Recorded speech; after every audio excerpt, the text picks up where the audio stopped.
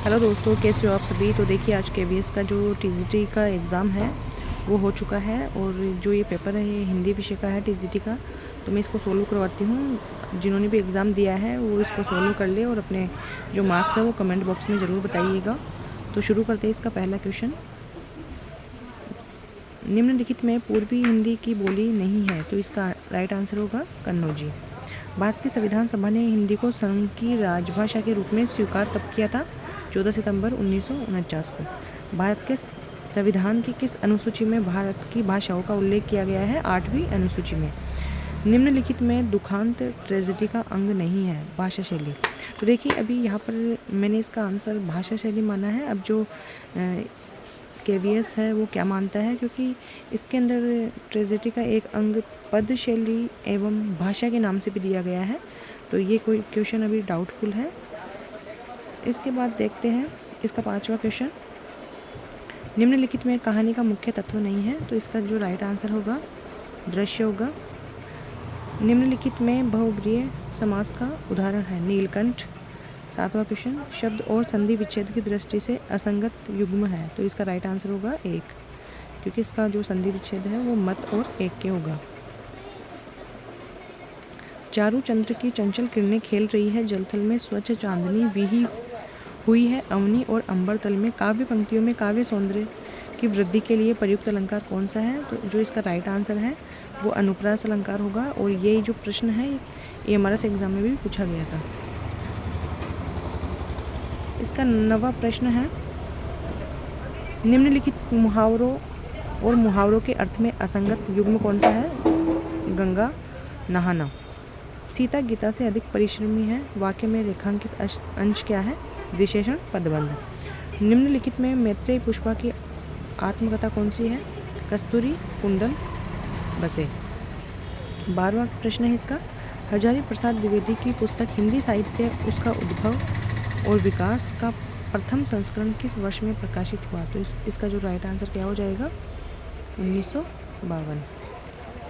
साहित्य की समस्याएं पुस्तक के लेखक कौन है? शिवदान सिंह चौहान।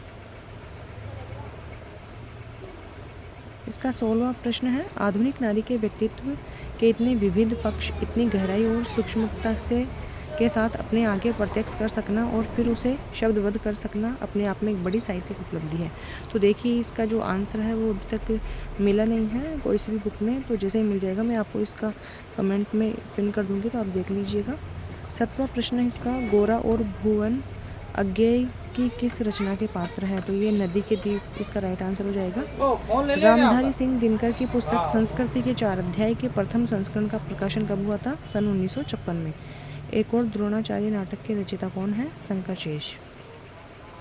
अपने अपने रास्ते संस्मरण किसका है? रामदरस मिश्र का। ठीक है। जो हो माँ तुमते मैं हवे हो। तो देखिए, ये प्रश्न भी अभी मिला नहीं है।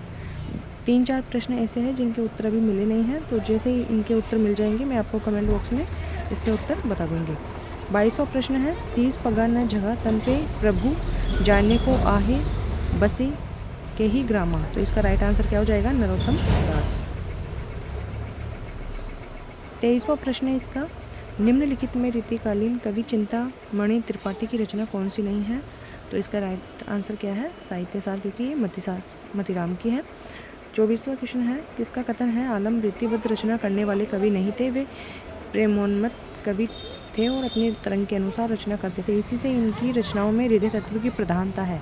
तो इसका राइट आंसर रामचंद्र शुक्ल जी हो जाएगा। 25वां प्रश्न है, निम्नलिखित में घनानंद की रचना कौन सी नहीं है? तो इसका राइट आंसर हो जाएगा राग रत्नाकर। हुआ था जब संध्या आलोक हंस रहे थे तुम पश्चिम की ओर। तो ये जो पंक्तियां हैं वो किसकी है? सुमित्रानंदन पंत की। 27वां प्रश्न है इसका, निम्नलिखित में सूर्यकांत त्रिपाठी निराला का कविता संकलन कौन सा नहीं है? तो जो अलका है यह इनका उपन्यास है, कविता संकलन नहीं है। 28वां प्रश्न है, निम्नलिखित में महादेवी वर्मा का काव्य संकलन नहीं है, आराधना, क्योंकि निराला का है।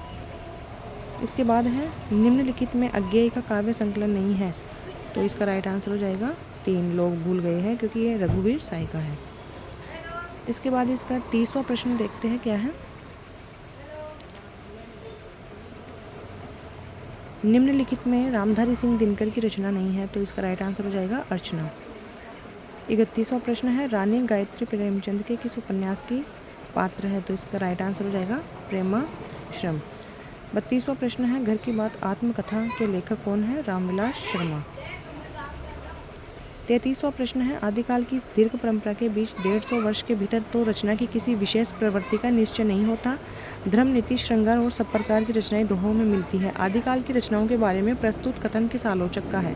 देखिए, यह जो आचार्य रामचंद्र शुक्ल जी है उनके विरोध में यह कथन कहा गया है। तो सीधा सा है, कौन बोलते हैं उनके बारे में, जो विरोध में कथन कौन कहते हैं? हजारी प्रसाद द्विवेदी। 34वां प्रश्न है कि साहित्य इतिहास कांड के अनुसार चंद्रबरदाई हिंदी के प्रथम महाकवि माने जाते हैं? आचार्य रामचंद्र शुक्ल। देसिल बैना समझन मिठा ते तेसन जम्पू अवहट्टा काव्य पंक्ति के रचयिता कौन है? विद्यापति। ये 36वां प्रश्न भी अभी तक मिला नहीं है, जैसे ही मिल जाएगा मैं आपको कमेंट में पिन कर दूंगी। 37वां प्रश्न है, निम्नलिखित में दंत्य वर्ग का वर्ण नहीं है। तो इसका जो राइट आंसर है वो 4 हो जाएगा, ड। निम्नलिखित में तुलसीदास की रचना नहीं है। हनुमान नाटक। जॉर्ज ग्रियर्सन ने अपनी पुस्तक modern vernacular literature of northern Hindustan में हिंदी साहित्य के इतिहास के आदिकाल को क्या कहा? चारणकाल। हजारी प्रसाद द्विवेदी की पुस्तक हिंदी साहित्य की भूमिका के प्रथम संस्करण का प्रकाशन कब हुआ था? 1940 ईस्वी में। 41वां प्रश्न है, निम्नलिखित सूफी कवियों और उनकी रचनाओं के युग्मों में असंगत कथन कौन सा है? तो मंझन चित्रावली जो रचना है उसकी रचयिता कौन है? उस्मान। 42वां प्रश्न है, निम्नलिखित में भक्ति की निर्गुण ज्ञानाश्री शाखा का कवि नहीं है? स्वामी अग्रदास। 43वां प्रश्न देखिए, अभी ये डाउटफुल है क्योंकि जो ये सारी रचनाएं हैं ये नंददास जी की है और ये वाली रचना नंददास जी की नहीं है, लेकिन इनमें चारों ऑप्शन कोई से भी सही नहीं है, तो ये क्वेश्चन डिलीट हो सकता है। 44वां प्रश्न है,